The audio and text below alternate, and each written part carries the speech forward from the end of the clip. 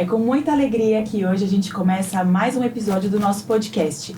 Eu tô aqui com 2 convidados de honra, pessoas que vieram a brilhantar o nosso projeto, a nossa discussão, e você vem com a gente nesse programa.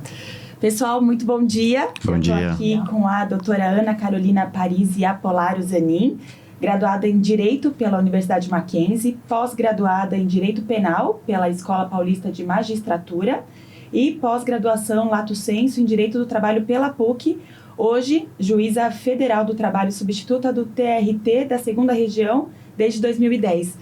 Muito bem-vinda, doutora Ana Carolina. Obrigada. E o doutor Paulo Henrique Zanin, que também é graduado pelo Mackenzie e tem pós-graduação Lato Sensu em Direito Empresarial pela Universidade Presbiteriana Mackenzie, pós-graduação em Direito da Família pela Anhanguera e advogado sócio fundador do escritório Zanin e na Carrara Advogados desde 2002. Gente, que prazer!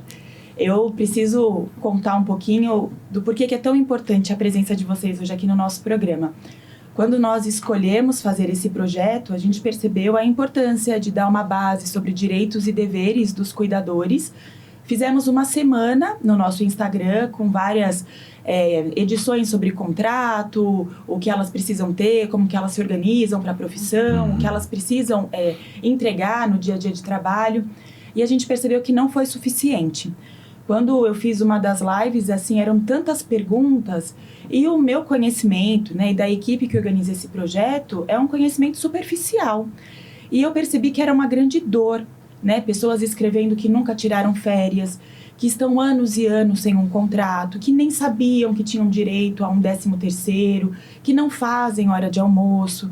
Então, angustiou, né, de ver o quanto elas estão realmente muito perdidas e os familiares, donos de empresa também. E nessa época, encontrei você, doutora, e nem acreditei quando vocês aceitaram o convite. Aliás, além de aceitar, ainda me trouxe o doutor. Então, para mim, é uma alegria muito grande, porque eu sei que tem um impacto social extremamente necessário a presença de vocês. Então, feita essa apresentação, muito obrigada por estarem aqui. Que é isso. Nós que agradecemos a oportunidade de poder trazer um pouquinho, né, da experiência e do que a gente pode agregar aí para essa categoria. Tá bom? Vamos lá, então. Muito bem-vindos. Pessoal, para a gente começar, né, a aquecer aqui nossa conversa.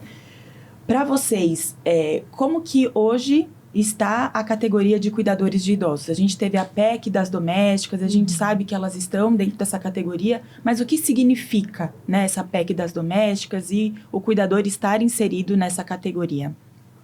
Tá. Eu acredito que nós vínhamos falando sobre isso um pouco agora, vindo para cá, que existe uma questão cultural, né? Que as pessoas não vêm de uma cultura de que a relação doméstica, contrato doméstico não era abrangido pela CLT e não tinha nenhum direito. Quando veio, né, a lei complementar em 2015, trouxe para elas uma série de direitos. Mas como você mesmo disse, muitas não têm esse conhecimento. Acho que tanto muitas, seja como cuidador ou como doméstico, no âmbito doméstico como um todo, não tem conhecimento dos direitos, assim como as famílias também não têm. Então, acho que a ideia que você trouxe é essa, trazer esse conhecimento. Então, elas foram equiparadas, elas foram abrangidas pela grande maioria dos direitos que tem na CLT, e isso foi um grande avanço, né? Porque se nós pensarmos que até 2015 um empregado doméstico ele não tinha direito ao FGTS, não tinha direito à hora extra, nada disso, e de repente foi uma virada muito grande, né?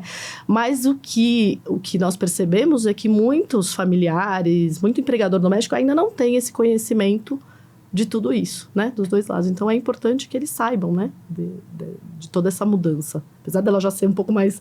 Nós estamos já em 2023, né, nós estamos falando aí de 2015 para cá, são 8 anos, né, mas ainda existe muito desconhecimento de como tem que lidar com isso no dia a dia, né. Eu recebo casos no escritório de cuidadores não registrados que vão mais do que 2 vezes por semana.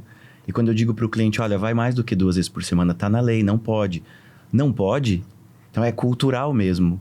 Empresários, gente que tem empresa, que tem que fazer gestão de pessoas, de funcionários, mas que eles não têm a ciência que o cuidador não é mais aquela figura antiga do doméstico antes de 2015.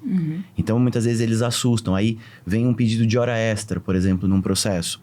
Eu digo, olha, cadê o controle? Ah, mas eu não preciso controlar.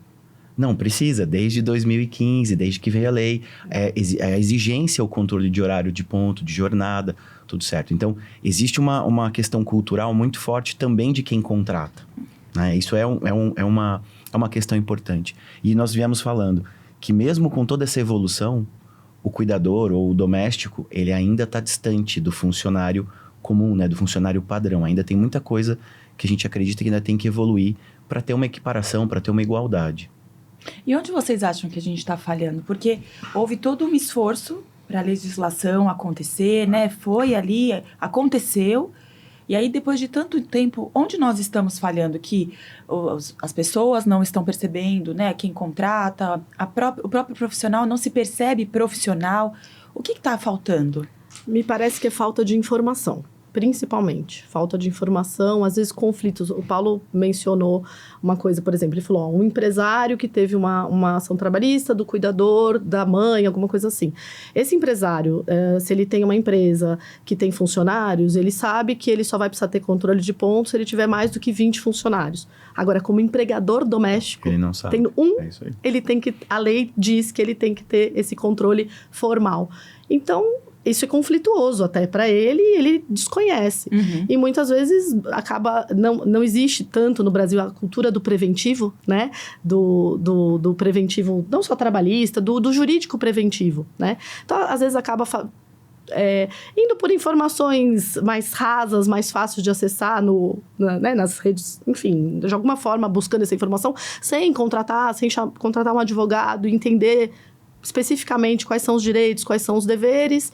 Então, acho que falta informação. De um modo geral, falta informação. Então, mais uma vez, a importância da gente estar aqui hoje, né? Para os dois lados, né? Para os dois lados dessa história. Tanto para quem emprega, quanto para o empregado. Tem outro ponto que a gente falou também, que não dá para você tratar uma relação de um doméstico, seja cuidador, todos os que se encaixam como doméstico, com a letra fria da lei. Então, porque é uma relação dentro de casa. Uhum. É uma relação que você fala bom dia para a pessoa, você conversa, você cria um relacionamento com a pessoa. Um cuidador que está lá com a gente há uma semana, a gente já sabe a rotina, a vida, os filhos. Que tem filho, não tem filho. Que tem que... Assim, você cria pessoalidade com a pessoa. Uhum. E aí, quando você vai olhar para a letra da lei, tem um monte de requisitos, isso, aquilo. Então, também falta um pouco de uma legislação específica que pudesse se descolar um pouco daquela coisa da indústria, da operação, e trazer para uma relação própria de cuidador. O que o cuidador tem de diferente de um doméstico padrão ou de um motorista, e trazer isso. Porque o cuidador é quem cuida do ente mais amado da casa. Uhum. Então não dá para ser frágil. Então não dá para simplesmente tratá-lo como um funcionário padrão.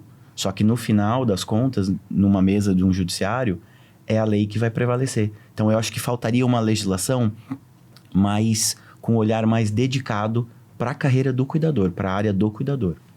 E é uma evolução mesmo, né? É um amadurecimento social e mundial. Porque se a gente for pensar, esses funcionários, né, essas pessoas que prestam o serviço doméstico, é recente na história a dedicação para o idoso. Né? Vem do cuidado da casa, tem a babá, né, o motorista. Sim. E aí o cuidador de idoso, ele é inserido dentro da categoria doméstico, mas ele tem trabalhos da área da saúde, ele tem trabalhos de fundo emocional, de ordem prática. Sim. Então, ainda é muito confuso. E eu vejo, assim, na prática, as pessoas contando com a sorte. Né? Então, é um conhecido, trabalhou com a gente uma vida inteira, é a filha da moça que sempre veio aqui em casa. Uhum. Então, fica muito misturado essa questão do vínculo pessoal, né? Ele tá aqui pró causa, né? Ele vai ajudar a cuidar do pai, da mãe, como se fosse um trabalho voluntário, né? Uma coisa social que ele estivesse fazendo. Sim. E fica muito difícil o profissional. E do outro lado, eu vejo muito cuidador não querendo ser registrado. Porque tem algum benefício, porque ele concilia com algum outro vínculo. Existe um fantasma da carteira assinada. Uns querem muito e outros acham que isso é ruim, né? Porque vai causar mais despesas e etc. Como que a gente orienta de uma maneira simples, objetiva, tanto o cuidador, que ele precisa se entender como profissional, né? Não estou nem falando ainda do aspecto dele cuidar de uma vida, né?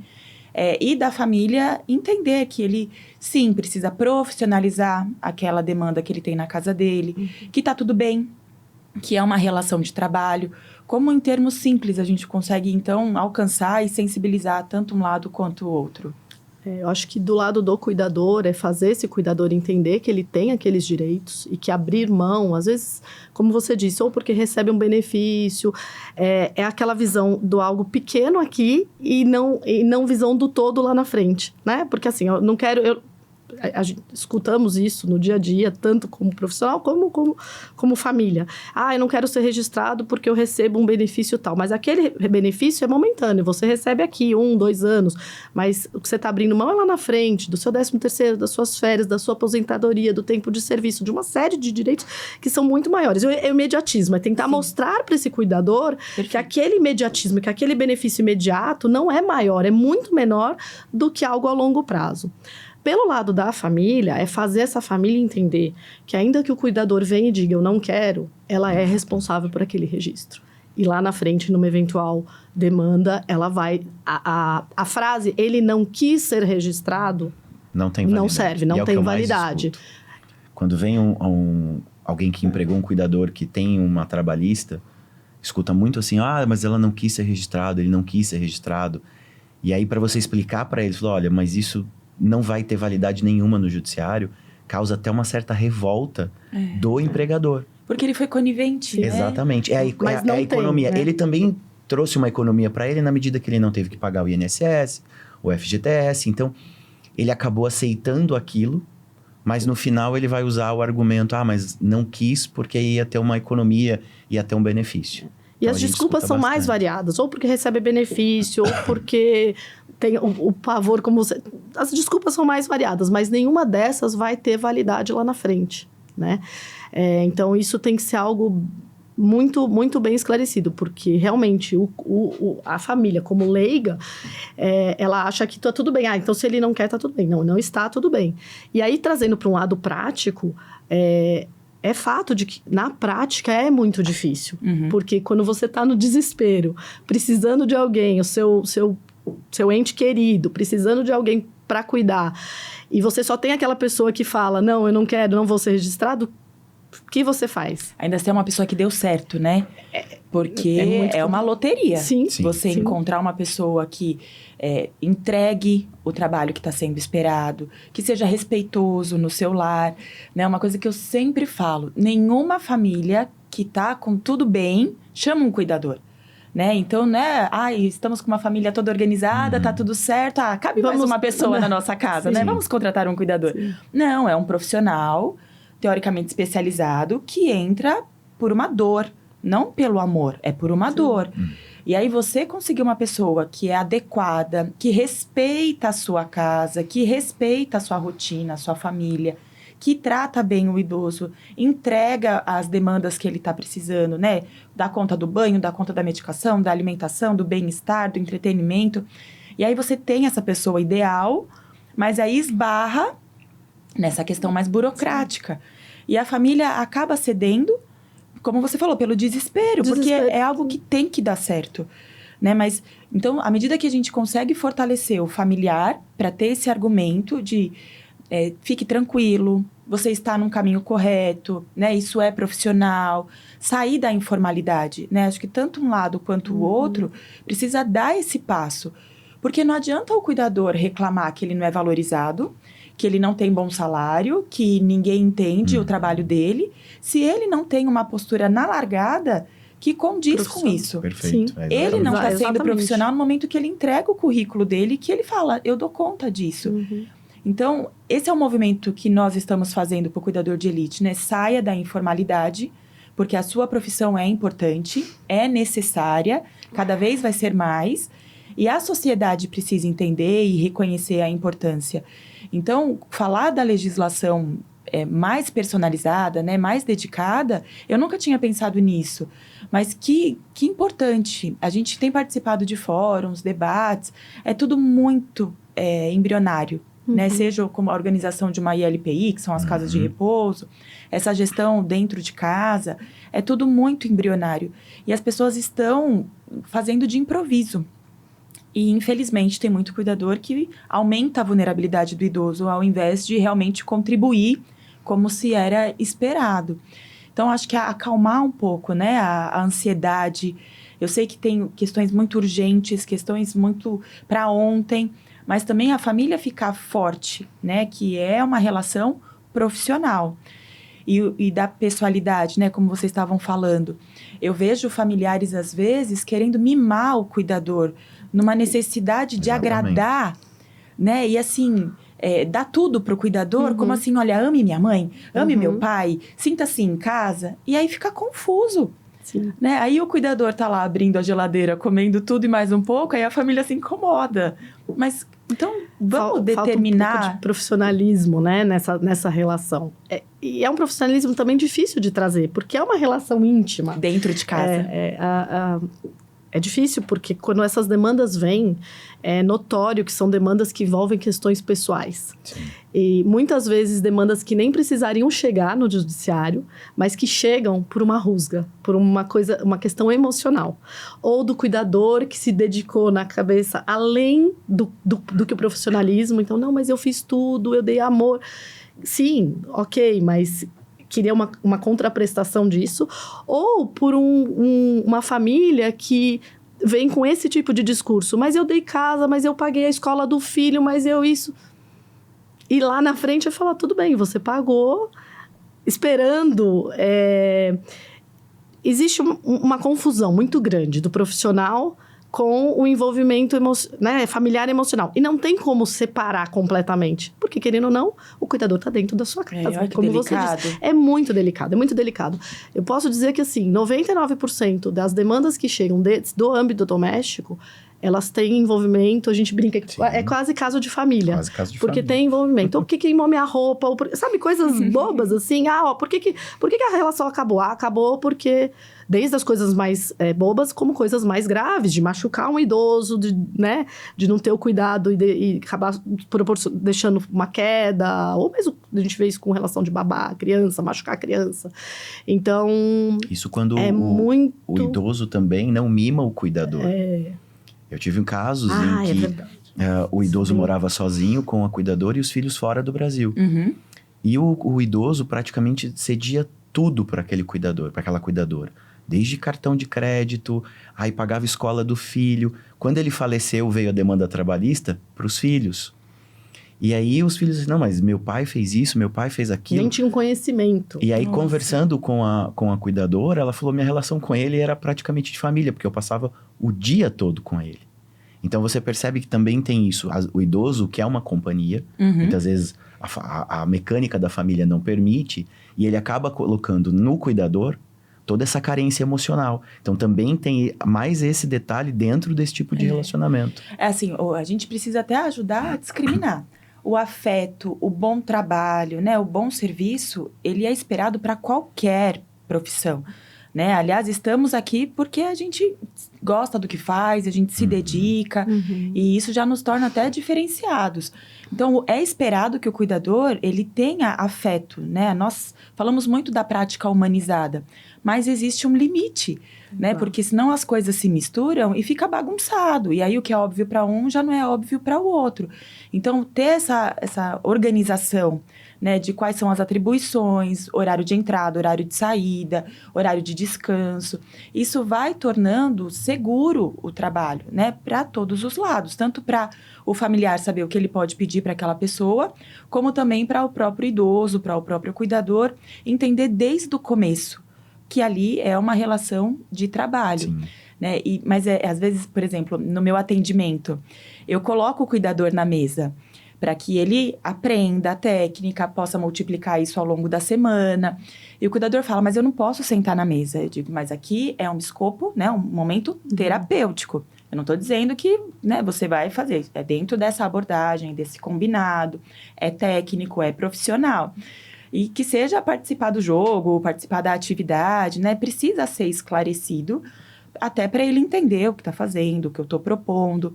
Então, não tem problema a gente pontuar, né? Você colocar realmente as coisas mais enquadradas.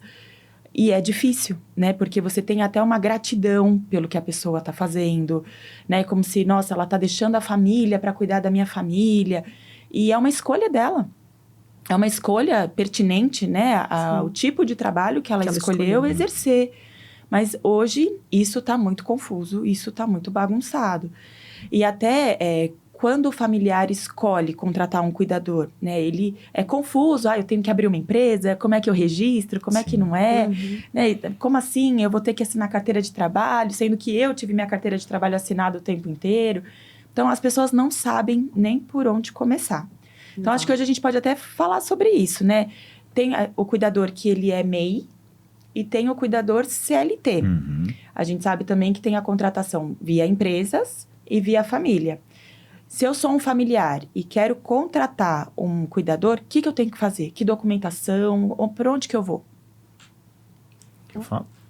Minha primeira recomendação é contrate um contador. Um bom contador. Um bom contador. Porque você vai precisar abrir cadastro no e-social, tem toda uma parte burocrática de registro, de controle de jornada, de vale transporte, vale refeição, depende tudo do que for acertado no contrato. Então, um contador, ele vai fazer essa parte burocrática que colocar na mão de uma pessoa que nunca fez, vai passar um período muito grande até conseguir fazer direito. E aí você abre os riscos, não pagou na data certa, não fez, multa e tudo mais. Minha primeira recomendação é, procure um profissional de contabilidade que possa lhe ajudar na parte de cadastro, de burocracia, de controle de jornada, recolhimento. Porque isso no Brasil é muito difícil de ser feito, porque não tem uma especialização. Isso já traz uma paz e uma segurança, né? Acho que essa é a primeira recomendação, porque nós passamos por isso e, graças a Deus, deu tudo certo e por conta de ter um profissional desse tipo. E às vezes até ajuda, porque aí, se a cuidadora tem alguma dúvida, fala com o contador. Sim. Isso. Você profissionaliza a informação. Não fica, nossa, ele não foi com a minha cara, então ele não quer ceder tal coisa. Sim. Não, fale com o contador, né? Você profissionaliza essa parte mais da burocracia, que às vezes não é fácil, porque a família está fragilizada também, né? Aí entra a questão de pesar os riscos, né? Pensando no empregador, pensando em quem está contratando. Se você contrata uma pessoa através de uma MEI, você tem uma economia num primeiro momento, de impostos, contribuições, benefícios e tudo mais. Lá na frente, isso pode se tornar uma ação trabalhista por N motivos, né? Como a Carol falou, por uma rusga emocional, por qualquer coisa. E pode ser que você tenha, sim, um valor alto para ser pago numa ação trabalhista, ou seja, num acordo ou numa sentença, que vai te trazer um peso no bolso. Então, contratar alguém por MEI, você sabe que é uma economia no primeiro momento, mas pode gerar um risco lá na frente. A contratação via CLT, você tira um pouco esse risco financeiro, porque você já vai pagar ali durante a prestação do serviço, o FGTS, o INSS, todos os demais direitos. Fica diluído, né? Fica diluído. E, eventualmente, numa ação trabalhista, você vai ter um detalhe ou outro. Então, o valor, o risco é menor. Tá. Porém, a gestão de pessoas. Quando você traz para você a questão de ser o empregador, tem toda essa parte que a gente falou, de burocracia e tudo mais. A MEI é um simples não, mas é um contrato e a relação, ela é mais direta, porque você tem que enxergar o cuidador como um empreendedor, como um empresário, e não como um funcionário. Então, você tem que mudar a cultura da relação. Na CLT tem a questão da subordinação, dos horários, não pode faltar, se faltar tem que ter o atestado, aquela coisa toda. Na MEI, olha, hoje eu não posso ir, então eu não recebo pelo dia. Então tem toda uma relação mais direta, mais objetiva. Mas tem esses prós e contras da MEI e do CLT aí. Tá. O que eu acho que tem que se tomar muito cuidado é distinguir o que é realmente um cuidador como empreendedor, que quer trabalhar com MEI, que quer ter autonomia de, hoje eu quero escolher esse plantão, eu quero escolher noturno, mês que vem, que realmente tem essa autonomia e é um empreendedor. Não, e às vezes tem cuidador que ele se especializa em demandas pontuais. Sim. Então, ele vai dar o banho, ele vai só cuidar da medicação, ou ele também vende um produto, né? Então, ele é cuidador, tem essa expertise, mas ele trabalha não no plantão, né? Responsável por aquele período inteiro. Existe. Perfeito, existe, mas distinguir o que é isso ou o que é aquele que quer trabalhar através de MEI para uma economia. Uma economia que lá na frente vai dar um prejuízo. Que, na verdade, na prática, ele tem todos os requisitos dos vínculos empregatícios, mas que ele faz essa contratação via MEI para uma economia momentânea. Aquilo que eu falei, é o imediato sem que eu falei lá no começo, né? É a visão ali do imediatismo sem ver o prejuízo lá na frente. E lá na frente, essa família vai chegar no advogado e vai falar assim, nossa, mas o que eu... Eu achei que estava tudo bem, não né? tava. Que estava tudo certo, Então, ela era tão legal. Então, eu acho que essa pergunta, né? Como distinguir contratar MEI ou CLT é entender se essa contratação, se esse cuidador como MEI, como autônomo, ele realmente é um autônomo, é um empreendedor, ou se, na verdade, é só uma forma de disfarçar e economizar aquele empregado, aquele cuidador que tem todos os requisitos do vínculo trabalhista, que deveria ser contratado via CLT, e que está se usando um subterfúgio para uma economia momentânea, que vai causar um prejuízo lá na frente. E as empresas de cuidadores? Se eu quero ter uma empresa, eu devo contratar como esses profissionais? Bom, minha primeira recomendação, faça uma boa pesquisa de referência das empresas. Porque nem toda empresa vai agir da maneira adequada, né? Então, existem empresas e empresas. Então, sempre fazer uma boa pesquisa de uma empresa para contratar. Seja um Reclame Aqui, seja pedir indicações de clientes para poder ligar e perguntar, foi tudo bem? A relação foi tranquila? Porque no final da relação é que os problemas aparecem. Normalmente não é durante. E aí, sabendo que você escolheu a empresa certa, você delega toda essa parte, seja uma relação CLT ou seja uma relação MEI, que é a paz que traz para a família, né? Você passar por uma empresa, toda a gestão, tendo a garantia de que sempre vai ter uma pessoa ali, supostamente especializada, para cuidar do ente querido. Então, esse primeiro pensamento, para a família é muito importante, escolher bem a empresa. E pedir uma ajuda, inclusive, né? Porque o familiar, eu sempre falo assim, mesmo se você for um geriatra, né? Se você for um neurologista, um terapeuta especializado na área, quando chega na sua família, a sua posição, o seu vínculo é outro, né? E você até pode ter toda a expertise de orientação, mas você tem ali o vínculo emocional. Então, você ter uma pessoa que faz a gestão, que te ajuda nessa articulação, né? Que traz a conduta, que é o correto porque é o correto, independente da casa que for, fortalece, né? O familiar. E qual é o correto? A empresa, ela deve contratar esse cuidador via CLT ou é MEI? Depende, eu acho que não tem uma resposta direta para isso. O que nós acabamos nos deparando na prática é que a maioria contrata via MEI. Tá. Só que nem sempre a mesma questão, nem sempre ele vai ser um autônomo, nem sempre ele é um empreendedor. Muitas vezes ele escolhe os plantões, então a empresa entra em contato com ele, tem uma série de cuidadores ali no cadastro, e ele fala, não, esse plantão eu quero, eu não quero, hoje eu não posso, hoje eu vou viajar, qualquer coisa. Mas quando não é essa situação, o correto é contratar via CLT, porque se é um cuidador que vai que vai preencher todos os requisitos do vínculo, que não vai ter essa autonomia de escolher o plantão que ele quer ou não, ele está ali vinculado principalmente quando a empresa coloca o mesmo cuidador seguidamente, então, né, sempre o mesmo, preenchendo aquele horário, na mesma família, o risco é maior. Então, o correto... Sabe o que eu penso? Assim, até eu falei isso numa live, né? E foi meio polêmico. Acho que eu comentei com você. A gente precisa começar a criar o hábito de resolver os problemas enquanto a bola está em jogo. Né? Quando você falou preventivo, né? Judiciário preventivo. Primeira vez que eu estou ouvindo esse termo. E, né, não sou da área, né? E a gente precisa ajudar tanto o familiar, o cuidador, o dono da empresa a organizar essas dúvidas, né? Tudo enquanto a bola está em jogo. Ok, né? A gente pode ter ali depois um processo, né? Resolver lá no fim. Mas por que não tentar esclarecer e fazer da forma correta enquanto ainda está sendo entregue esse trabalho? Até porque você tem um problema com uma família, mas você quer atender outras, né? Você quer continuar crescendo na carreira. Então, essas visões mais imediatistas, elas me doem. Porque a gente olha tanta coisa e às vezes não está olhando o idoso, né? Está se brigando por uma série de questões e a pessoa mais frágil da relação, ela não está sendo contemplada. E é super legal a gente poder esclarecer, porque não é um bicho de 7 cabeças. Né? Ok, precisa de um contador, precisa ter esse trabalho, mas é possível você formalizar, profissionalizar. E hoje, assim, a gente conversa muito sobre o pessoal largar o plantão. E conversando com pessoas de outros estados, né, entendendo se é cultural, por que eles abandonam, trocam muito de paciente. Exatamente por essa informalidade, às vezes por R$100 a mais, um benefício, um ônibus a menos, a pessoa ela deixa de atender aquela família e avisa, né? 5 horas da manhã, avisa que não vai às 7. Exatamente. E aí a família acorda num dia super tumultuado. Olha a mensagem, não tem ninguém. E o que eu faço agora? E até pode ser que a família consiga ficar em casa, mas ela não tem o estudo, ela não tem a expertise de fazer aquela demanda profissional. Ela tem amor, ela tem intenção de ajudar, mas ela profissionalizou. Então, à medida que você tem o CLT, que você tem esse vínculo, eu acho que minimiza até a chance desse leilão, né? Dessa rotatividade.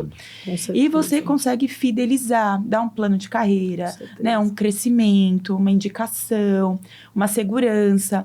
Eu tenho cuidadoras que elas não ficam com o horário disponível, porque elas trabalham tão corretamente em todos os âmbitos que a hora que sabem que elas estão disponíveis não dura 2 dias.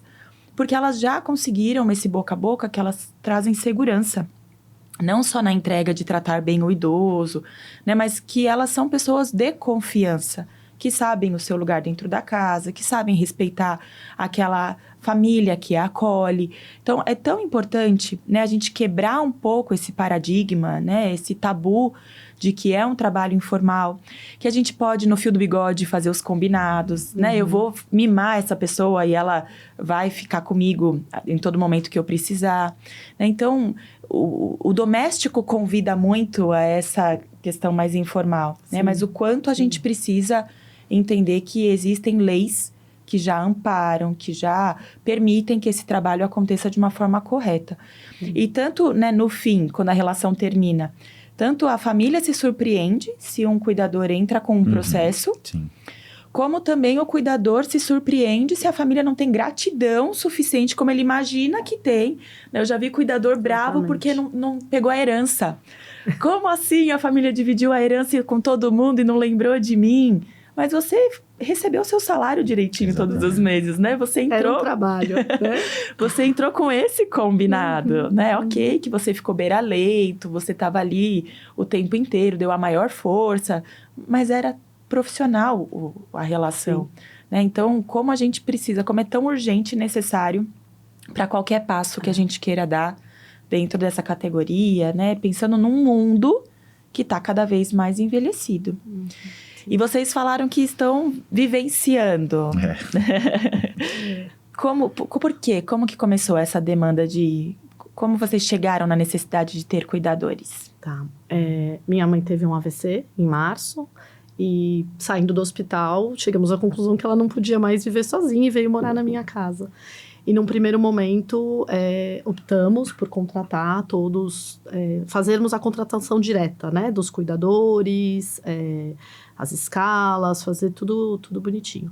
E todas essas dificuldades que nós já relatamos, então, desde o cuidador... vou até voltar um pouquinho. O cuidador que se surpreendia com a minha fala, de que era com um vínculo, com registro, CLT. É verdade. Já ouvi... Tudo que você puder imaginar, mas já ouvi assim, nossa, não, mas nunca ninguém quis me contratar, CLT registrado. Olha só.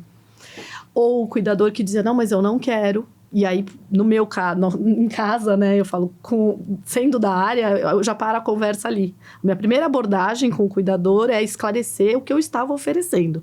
E voltando até um pouco do que você falou, eu acho que essa conversa prévia, esses combinados iniciais, eles são importantíssimos. Porque não adianta eu trazer esse cuidador, entrevistar, gostar, minha mãe gostar, tudo lindo, maravilhoso, e de repente o cuidador olha pra mim, não, mas eu não quero ser registrado. E aí todo aquele tempo, toda aquela... que perdeu-se, né? O tempo do cuidador, o meu tempo como família. Então, essa conversa prévia eu acho que é muito importante. E aí, nessa conversa prévia, foram inúmeras pessoas que talvez fossem muito boas, mas que eu perdi, porque eu deixei claro desde o início que seria contratação CLT. Inclusive de jornada. Isso é outra coisa. Outros tipos de situação que nós vivenciamos. Pessoas que não queriam fazer a jornada, por exemplo, 12/36, que é a mais comum e permitida pela lei complementar. Esse pela é um lei ponto dos que domésticos. Precisa falar. Falar sobre. O que é permitido são... 12 por 36. A jornada normal de 8 horas por dia, 44 semanais, que é a padrão da CLT e que está na lei dos domésticos. E a lei também permite expressamente a jornada 12 por 36. Que é o máximo. Que é o máximo, ponto. E muitas entrevistas, não, mas eu não quero trabalhar 12 por 36, eu quero trabalhar 24 por 24, 24 por 48. E, como empregador, eu tô engessada, eu não posso. A lei não permite, vou além. O próprio sistema do E-Social não tem margem para colocar uma jornada dessa, porque a lei não permite. E não é à toa. É insalubre, Sim, é insalubre. A entrega fica comprometida. Sim, eu vou dar uma visão, uma experiência que eu passei. Num dado momento, numa necessidade, uma cuidadora teve que dobrar o horário, pagando como hora extra, bonitinho, teve que dobrar. Mas foi pontual. Foi pontual, uma necessidade pontual, né? Porque a cuidadora da noite não veio, minha mãe não tinha com quem ficar. Nessa noite, minha mãe teve uma queda. Por quê? O que eu atribuo a isso? A pessoa já está cansada, o nível de atenção não é o mesmo. Então, é justamente como você falou, não é à toa que a lei vem dizendo que a jornada, a escala possível é essa. Porque talvez esse cuidador ele não consiga ter a mesma atenção, ele vai estar cansado, exaurido e não vai ter o mesmo cuidado numa atividade que é muito sensível, tem que ser muito delicado, né? Você deixar um idoso cair, trocar um remédio, né? Confundir ali, trocar um remédio ou qualquer coisa assim. Então, tudo isso nós já passamos, né? Quantos cuidadores passaram? Pela nossa casa nesses 5, 6 meses? Uns 30. Nossa! Uns 30. Eu diria que, assim, cuidadores em torno de 20, 30. Entrevistados, eu diria que eu entrevistei mais de 50 pessoas. Meu Deus! Por baixo. E já conseguiu montar o time? Então, atualmente, eu acabei partindo para uma empresa. Porque é muito desgastante. Foi muito... Que é a gerência de pessoas. Que é a gerência. Essa gerência, né? Da folha de ponto, toda a gerência. E não ter alguém, né? Aconteceu, por exemplo, conosco, nós estávamos viajando de férias fora do Brasil e a cuidadora não apareceu.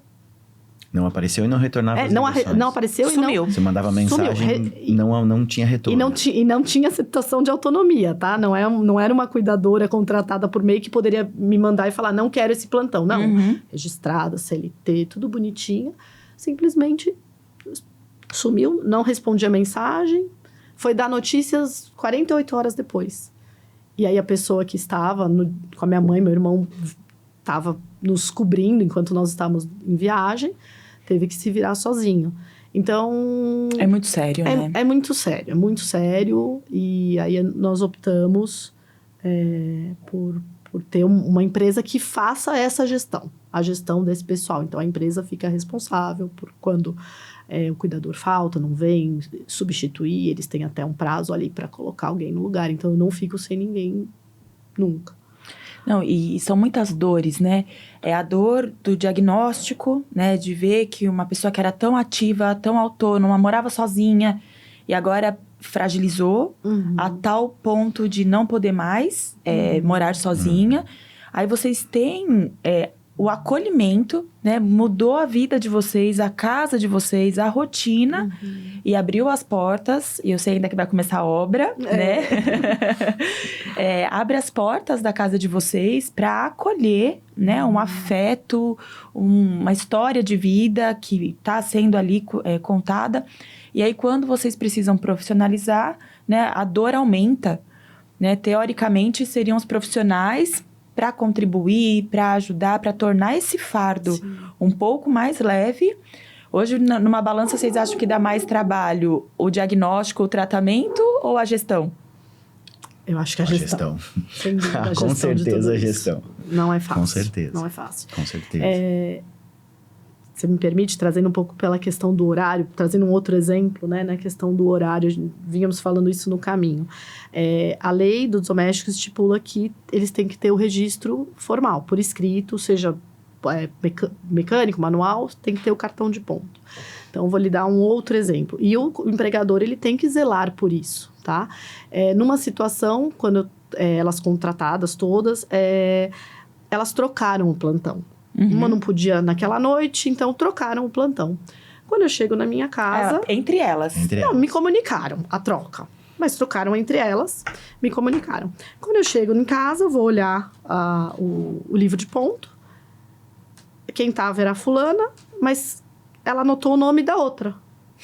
Aí eu falei assim, mas não entendi. Ah, não, é que ela me disse que eu tinha que trocar.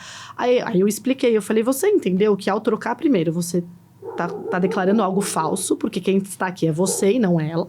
E segundo, se você está fazendo noturno no lugar dela, ela vai receber o adicional noturno por você? O que eu quero trazer com isso? Que o empregador, ele também tem que estar atento a isso. Porque ele é responsável não só por manter esse controle, como fiscalizar isso. Esse tipo de situação. Coisas pequenas, Coisas como horário bobas. britânico. Né? Ninguém entra 8:00. E aí é comum, é da cultura colocar, se o meu horário é às 8, eu marco no E aí livro. todo dia- A grande maioria anota o horário... E o correto é o que... o horário exato. Aí porque a minha- se isso vai para uma ação trabalhista, o juiz vai considerar como ponto britânico, que é como a gente costuma chamar, e invalida esse ponto. Não serve como É prova. falso. São Olha coisas só. pequenas, assim, sabe? São detalhes. E olha que gozado. Existem os dois lados da moeda. Existe o empregador que pede, fala, ó, você só faz uma fraude, uma coisa errada, que é, você só coloque o horário contratual porque eu não quero te pagar hora extra, ok? Esse empregador tá fazendo algo errado.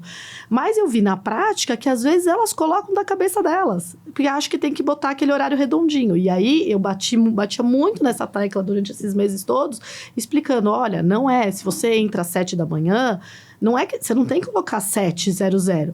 Você olha o relógio, eu deixava um relógio na porta, você olha o relógio, olha, 7:02, 7:10, 7:10, 7:13, não importa, você coloca o horário certinho. Uma família que não tem esse conhecimento, vou além. Não é só que não tem esse conhecimento, é que não está presente. Quando é aquela equipe de cuidadores que cuida do idoso que mora sozinho? Sim. Quem vai controlar isso? Como uma família que mora fora, Que mora né? fora. Esses dias, né, uma moça veio nos pedir referência de uma cuidadora que trabalhou conosco. E ela mora fora e ela não sabe nem o que está acontecendo no Brasil. Então, são coisas que, de novo, informação, conhecimento. Não, e sabe que assim, vocês estão falando do ponto. Mas eu já vi casos, por exemplo, de cuidadora que chamou alguém pra fazer no seu lugar, aí ela recebe, e aí ela tira uma comissão, e aí ela repassa pra colega que cobre, né? Então, entre elas, dentro ali, uma confusão. Essa é uma verdadeira autônoma. É isso que eu ia falar. Essa se formar e tiver um contrato se de prestação de formei, serviço, tá perfeito. ela é uma Ela tá verdadeira empreendendo. autônoma. Ela Ela é tá empreendendo, empreendedora. ela coloca alguém no lugar dela. Não, mas nesse caso não era. Era gambiarra mesmo.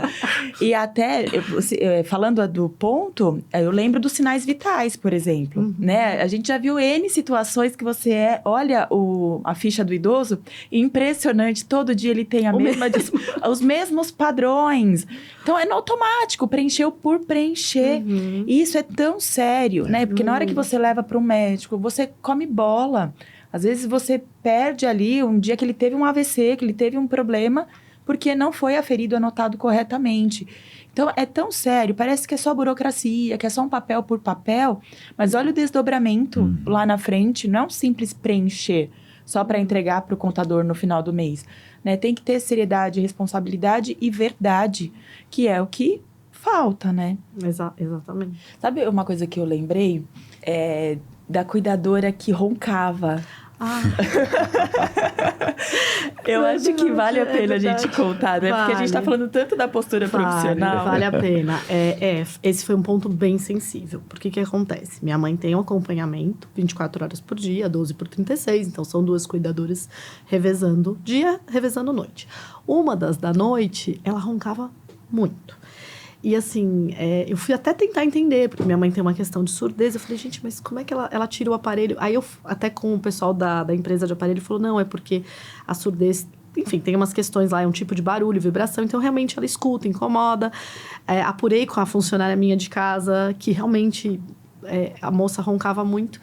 E era uma situação delicada, porque como é que eu chegava para essa cuidadora, minha funcionária, sem ofendê-la, sem correr o risco dela achar que eu estava ofendendo e falar, olha, né, você tá roncando. Aí a minha sorte foi que uma outra cuidadora, ouvindo as queixas da minha mãe, que era uma cuidadora do dia, que falava, eu não dormi. A minha mãe queria dormir durante o dia e a cuidadora falava, mas por que a senhora quer dormir? Porque eu não consegui dormir à noite, porque ela ronca muito.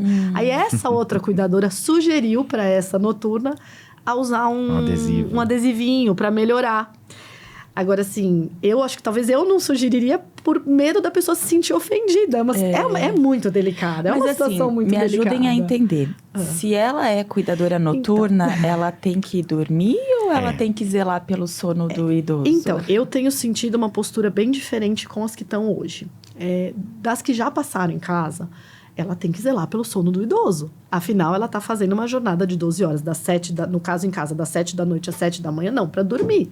É diferente, né, de um doméstico que dorme na casa, que fica direto, que aí ele vai dormir, não vai trabalhar. Não, ela está sendo a cuidadora da jornada da escala noturna, ela está sendo paga para zelar. O que acontecia muito era, eu tinha cuidadoras que davam uma cochilada, mas estava muito atenta, que acho que essa é a ideia, de estar ali. A minha mãe pedia alguma coisa, queria o banheiro, a pessoa estava atenta. Mas eu tive algumas experiências como essa que não estava atenta. E minha mãe chegou a se queixar de chamar várias vezes durante a noite por estar incomodada com dor, precisar ajuda para mudar de posição. Ou a fralda molhada e não acordava. Então, realmente, sem nenhum profissionalismo nesses casos. Eu acho que é emblemático, né? Até pedir para contar, porque a pessoa precisa entender o perfil de trabalho dela. Né? Porque o noturno, ele tem até o adicional noturno, né? E não é à toa. Sim. Então, você precisa entender se você é uma pessoa que dá conta de trabalhar, de oferecer esse trabalho, porque, na prática, a gente sabe que elas juntam plantões. Isso, é exatamente o que eu ia falar. 7 da manhã já tinha outro exatamente o que eu ia falar. 20 minutos para chegar no próximo horário de outra casa, sim. E aí, aumenta a renda, mas com que qualidade?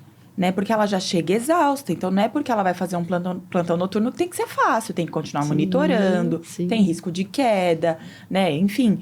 Então, acho que é importante a pessoa entender qual, biologicamente, é a entrega de trabalho que ela consegue. Sim. Eu sou diurna, né? Eu brinco que vai chegando umas 11 horas, eu viro abóbora, né? Então, não conte comigo à meia-noite. E tudo bem. É o meu ciclo, né? Então, é importante a gente conseguir colocar qual é a entrega de trabalho mais adequada que eu me prontifico. E a mesma coisa para o idoso, né? A gente conversou tantas vezes sobre o horário, né? De ficar acordado, o horário de deitar. Não é à toa que ele precisa tomar sol. Não adianta você deixar o idoso no escuro durante o dia, porque isso vai interferir, inclusive, no horário que ele vai dormir à noite. Então, são tantos detalhes, né? Que a gente precisa conciliar e que não são à toa. Tem a ver com aquele idoso que precisa descansar durante a noite para ficar mais alerta durante o dia. E o perfil do cuidador precisa estar adequado em ambos os horários de jornada de trabalho. Tem muita história, não? Muita. E não só isso, né? Eu acho que também, você me fez lembrar uma outra coisa. A relação entre elas. Porque quando você trabalha, e a questão da gestão de pessoas, o que é tão desgastante.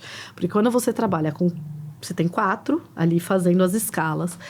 Existe muito disso. Dado o dia, não respeitar uma regra que é manter o ambiente iluminado, não deixar de ter grandes períodos de sono durante o dia, porque senão não dorme à noite. Aí vem a da noite e se queixa, porque ela não está dormindo à noite, porque a do dia deixou. Então, também é importante existir uma boa relação nessa equipe, né? Alguém ali fazendo essa intermediação entre elas, porque senão o que acaba virando? Acaba virando um jogo de uma jogando contra a outra. Em vez de trabalhar em equipe. Sempre da anterior. Exatamente, em vez de trabalhar em equipe, vamos defender. O que a gente está aqui? Qual é o nosso propósito aqui? É cuidar desse idoso da melhor forma possível. Como resolve o problema? Como resolver? Não. Vivenciei isso muito nesses últimos meses. As queixas, né? A da noite porque a de dia deixou dormir demais. A de dia porque a da noite não trocou a fralda na hora certa. E quando chegou para pegar o plantão, ela estava molhada, a cama molhada.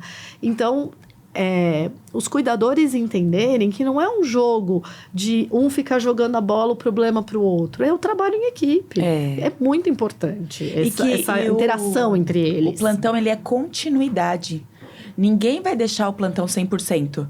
Até exato. porque às vezes você acabou de dar o banho, o idoso evacua, né? E tá tudo bem, né? Você não fez de sacanagem pro que vai assumir, se lascar. Não, é continuidade, né? São trabalhos intermináveis. E essas rusgas, né, que elas estabelecem entre elas perdem.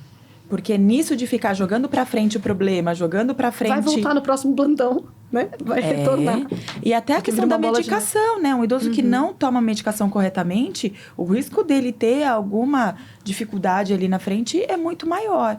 Então, essa habilidade do trabalho em equipe e o trabalho domiciliar é para poucos, apesar de acharem que é um trabalho fácil, que qualquer um pode se tornar cuidador, né? Estamos vendo que não é bem assim, tem que ter treinamento, tem que ter habilidade, tem que ter vontade, para que aí sim as coisas funcionem. E eu de verdade lamento que 50 pessoas tenham passado na mão de vocês. Foi. Estamos em São Paulo e 50 pessoas Com certeza entrevistei próximo disso. para uma idosa, né? Então eu acho que é urgente que essa categoria seja valorizada, reconhecida, Estruturada. para que os treinamentos, né, tudo aquilo que as colocam profissionalmente aconteçam e que cada vez menos famílias passem pela dor que vocês passaram e que profissionalmente, né, agora sabendo até que tem pessoas especializadas, né, que existem mais caminhos, que o trabalho de vocês possa ser cada vez mais enaltecido, de impacto como já é, e que as pessoas alcancem, né, possam entender que a formalidade, a organização, ela é real, ela é possível e que vale a pena ter boa orientação. E no dia a dia de vocês, como que é a aceitação da sua mãe dessas pessoas? Como que tem sido?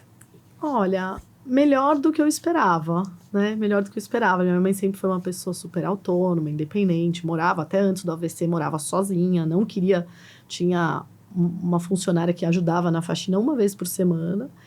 E hoje ela aceita, ela Teve aceita. uma fase de transição. Teve uma fase difícil, acho que é acho que normal. o início, mas hoje ela aceita que ela precisa dessa ajuda, que não é possível ela ficar sozinha, né? E com algumas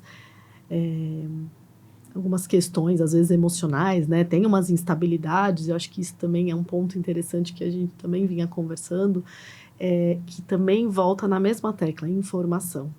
Quantas vezes esse cuidador não tem esse conhecimento de que aquela doença causa esses desequilíbrios? Às vezes, um Alzheimer, os xingamentos, atitudes que são decorrentes daquela doença. Por que eu digo isso? Porque eu também já me deparei com demandas onde o cuidador não entende, não tem esse conhecimento de que aquilo não foi algo pessoal. Lógico, existem situações de existem situações típicas de dano moral. Não é isso que eu estou falando. Eu estou falando do conhecimento de que aquela doença, né, que aquele idoso que às vezes tem um surto dentro do quadro da doença dele, não é uma questão pessoal. Ele vai ter esse surto com o filho, com o pai. Quem estiver na frente. Né? E o cuidador é quem está ali, né? Naquele horário. No front. Muitos, e aí nesse nossos 6 meses aí, muitos têm esse conhecimento. Eu lembro bem que na entrevista, eu às vezes falava, olha, ela às vezes fica mais mal-humorada, o humor tem umas instabilidades e muitos cuidadores, muitos que já vinham até de ter trabalhado em clínicas, não, a gente entende, nós sabemos, né, que não é pessoal. Mas muitos não têm essa informação. Então, de novo, acho que tudo cai na mesma tecla. E às vezes não tem inteligência emocional. Sim. Porque revida, se ofende, né? E, ok, a gente tem comportamentos inerentes à patologia, né? Que a pessoa se confunde, tem uma irritabilidade, fala um palavrão. Mas não deve ser fácil. Você que foi dono do teu nariz durante tanto tempo, não pode mais ir no banheiro sozinha. Sim. Você não consegue mais tomar um banho sozinha. Você depende que alguém te ampare, te ajude o tempo todo. Eu lembro um dia que eu cheguei e ela estava muito chateada, porque além da cuidadora ter entrado no banheiro, tinha mais uma pessoa observando. E ninguém perguntou se ela autorizava. E não é autonomia, né? Você poder, me dá licença, me permite, né? E às vezes o cuidador, ele pasteuriza, né? Ele tá tão no automático que ele não pede licença, ele não fala bom dia, ele não avisa o que ele vai fazer, né? Então, também existe comportamentos da patologia, mas existe o vínculo, a humanização. E você entender que não deve ser fácil precisar de ajuda. né? Precisar de alguém para te virar na cama, né? Então, também ter paciência, cativar, né? Trazer para essa pessoa a segurança, que ela pode ficar tranquila, que eu vou cuidar, não se sinta humilhado porque eu tô aqui fazendo algo mais íntimo na senhora. Então, por isso que é importante que o cuidador tenha essa inteligência emocional, tenha essa habilidade de discriminar que ele está cuidando de dores, né? Eu também, no meu consultório, jamais vai chegar uma pessoa extremamente saudável, né? Eu escolhi cuidar de fragilidades. Então, acho que falta informação, falta inteligência emocional para as pessoas conseguirem caminhar ali no seu processo profissional.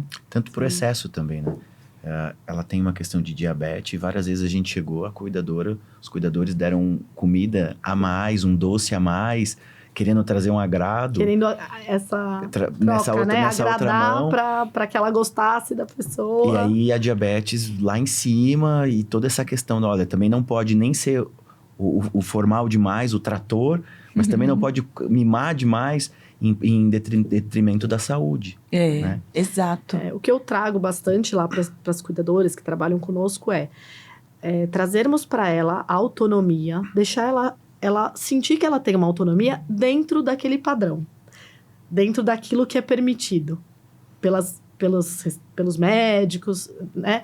Então, por exemplo, ela é diabética, ela não pode comer doce, mas dentro daquilo que ela pode, deixar que ela escolha. Não trazer para ela, olha, você vai... É isso e acabou. Mãe, você vai almoçar isso e acabou. Não, olha... Ana Rose, vamos lá na geladeira, vamos ver, vamos escolher o que você quer? Vamos cozinhar? Vamos escolher? Mas eu quero... Não, mas ó, isso aqui...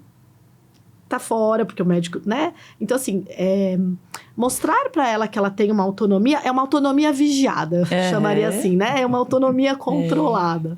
Isso é bem importante. E uma coisa que eu me lembrei agora, que me surpreendeu bastante, que eu nunca tinha tido contato com um cuidador até então, até esse momento da minha vida, contato assim na prática, e com esse cuidado da grande maioria dos que passaram em casa com a aproximação, o toque, a aproximação física. Eu acho que eles talvez tenham toda essa instrução nos estudos de que tem que pedir a licença, né? Uma ou outra que não teve essa abordagem e minha mãe não gostou, porque minha mãe é uma pessoa muito reservada e não aceita que alguém chegue abraçando, beijando. Então, teve algumas situações, eu lembro uma que chegou beijando. Colocando a mão no rosto. Colocando a mão e eu não quero que me toque. Mas a grande maioria, elas vêm com essa inteligência emocional, com esse conhecimento prévio de que existe uma fase de namoro ali, né? Uma fase de aproximação, de conquista, de que ela vai poder ser carinhosa, dar carinho para aquele idoso, mas respeitando os limites daquele idoso, né? Não chegando no primeiro dia beijando, abraçando. Até porque se alguém na rua começa a fazer isso com você vai achar estranho, vai achar estranho, né? E não só isso, do falar, olha, agora vou te dar esse remédio, não tratar aquele idoso como uma pessoa completamente incapacitada, que você só está cumprindo aquele ato de dar o remédio. Não, você está tendo um diálogo com aquele idoso. Explica o que é. Agora você vai tomar, né? Então... Até para ele entender que no dia a dia nada é à toa, né? Então, se ele vai comer uma porção menor de doce, não é à toa, né? E eu conheço, né, a Dona Rose, sou terapeuta ocupacional, atendo há pouquíssimo tempo em casa. E aí, para mim, é muito visível, né? O quanto você precisa ter jeito, que ela consegue muita coisa, né? Mas às vezes por defesa, a primeira resposta é não. Sim. Até por medo do inesperado, porque o comparativo é o que ela era antes, né? E as próprias cuidadoras às vezes param no primeiro não, né? Ela não quer, ela não vai fazer. Isso. E com muita técnica, com muito jeito, às vezes ela precisa esvaziar, né? Ela quer falar um pouco mais para depois ela perceber que ela é capaz. E é incrível, assim, porque diante do material, diante da atividade, é surpreendente, né? O quanto ela consegue, o quanto ela é capaz. Por mais que depois ela fale que foi um exagero, né? Talvez até para alguém insistir, não, continua, foi muito bem, vamos lá. É a defesa dela. Foi legal, não foi tão legal. Ela tava vibrando, sorrindo. E é muito legal, porque aí você inclui novos temas, né? Que nem agora ela quer fazer um relógio pro quarto novo dela, né? Ela quer preparar para esse lar que ela vai construir. Então, é tão simbólico. E a cuidadora participar, ajudar, fazer junto. Então, são elementos de saúde, né? De potência inseridos ali naquela rotina, no dia a dia, para que essa relação fique um pouco melhor, fique mais fácil aceitar, né? Então, a cuidadora que fez o exercício ali junto é a mesma cuidadora que vai entrar no banheiro junto, né? E a relação já está mais trabalhada, já está mais tranquila. Ou então, na hora que ela vai pedir alguma coisa, ela já está mais à vontade. Então, existem estratégias, elementos para o fortalecimento dessa relação, para que não fique algo tão frio e não automatizado e muito menos infantilizado, né? Como, me obedeça porque agora é assim que tem que ser. Então, é muito nobre vocês abrirem a casa de vocês acolherem toda esta demanda, né? Entenderem que vocês conseguem multiplicar ainda, né? O amor, o carinho que vocês têm dentro da casa de vocês e trabalhar isso com profissionais, né? É muito difícil, é uma luta. E como vocês, muitos familiares estão passando, né? E vocês ainda com todo o conhecimento jurídico, né? Trabalham com isso, ainda tem essa dificuldade. Sim. Então, tem um valor, tem um peso muito grande a gente ter esse espaço de conversa. E como que vocês desejam envelhecer? Falamos isso, né? Andando de moto, se possível, né? Viajando, porque a gente viaja muito. Mas hoje, pensando assim, vendo, né? Passando a experiência com a minha sogra, eu quebrei muito paradigma com relação a cuidador, quebrei muito paradigmas com casas de repouso, porque eu acho que num determinado momento eu quero estar onde eu esteja feliz. Então, se eu estiver feliz com outras pessoas da minha idade, se eu estiver feliz com alguém cuidando de mim, eu acho que é a melhor maneira de envelhecer. Então, essa experiência, por mais intensa que ela tenha sido no começo, ela quebrou muito paradigma nosso de como a gente quer dar continuidade ali na frente. E não só isso, eu acho que de como nós queremos preparar os nossos filhos para isso. Porque eu acredito que a maior dificuldade que nós sentimos, que eu como filha senti, é não estar preparada para aquilo, né? Nossos pais, minha mãe não me preparou para esse momento, né? E então foi tudo muito do dia para a noite. Intenso, né? Então, acho que toda essa experiência que nós estamos vivendo me traz a ideia a vontade, né? O desejo de preparar meus filhos para esse momento. De como eu quero, aonde eu quero estar, né? E sem nenhum tipo de culpa, porque eu acho que vem numa questão cultural muito grande, né? De uma... se eu colocar a minha mãe num lar...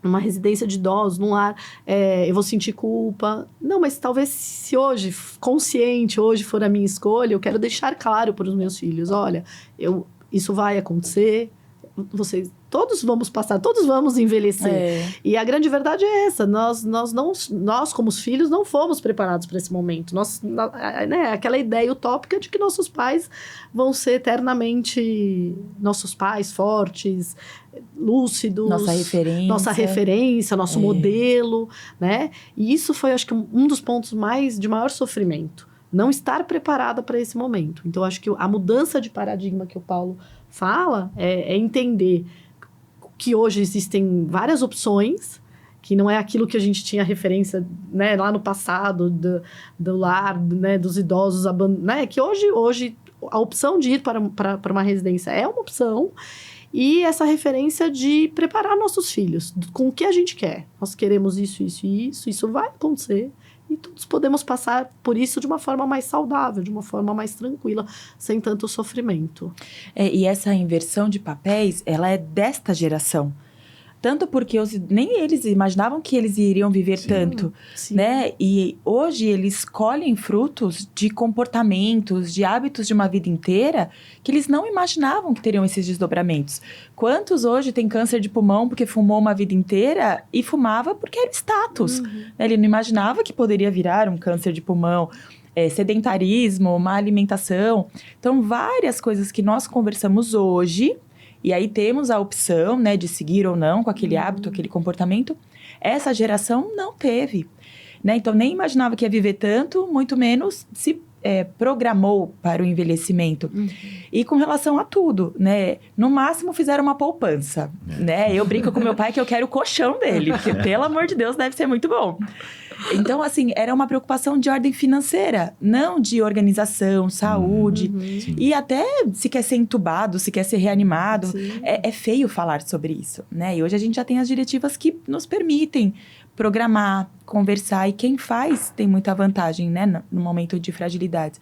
E os filhos se prepararem para cuidar dos pais não era nem esperado. Às vezes chegam familiares, assim, de religiões que devem obediência aos mais velhos, né? E aí é muito difícil, porque como que ele vai tomar as rédeas da vida do pai se culturalmente ele deve obediência, né? Outro dia eu vi um estudo que no Japão eles estão treinando os profissionais a olhar nos olhos. Porque de uma pessoa mais velha, por respeito, você não olha nos olhos. E aí você tem um Alzheimer, você tem uma demência que você precisa cativar a pessoa pelo olhar, pelo sensorial. Então, existe uma série de mudanças que estão sendo provocadas por essa nova realidade. E é muito bonito pensar nessa geração que está vindo, né? Essa conexão, né? Aliás, a Luísa, ela vai ser terapeuta ocupacional. Estamos combinados? Que é a filha deles. Estamos combinados que ela vai ser terapeuta ocupacional. Temos aqui um acordo, porque ela tem um talento, né? Ela tem ali uma conexão, uma familiaridade com a Dona Rose que é impressionante.